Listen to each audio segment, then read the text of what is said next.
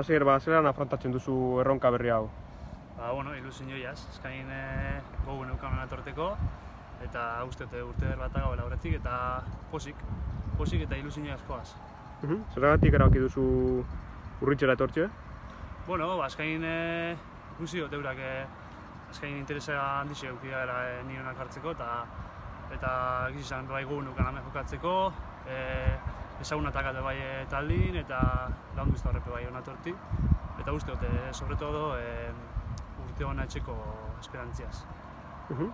Vitoria eta Rauniko jokalari bezala, Amorebietaren kontra partidu honak egin dituzu eta golak sartu dituzu. Orain helburua kendu diguzun hori itzultzea, ezta? Bai, egiz izan, hauen Urritzen eta Amorebietan kontra bastante partidu honak etxetoka azta, zuurti bukio, eta espero hemen urte hobi etxen diokan, eta esatuten, posik egon atortiaz, eta aldanik eta momentu hon gixen pasatzea, espero.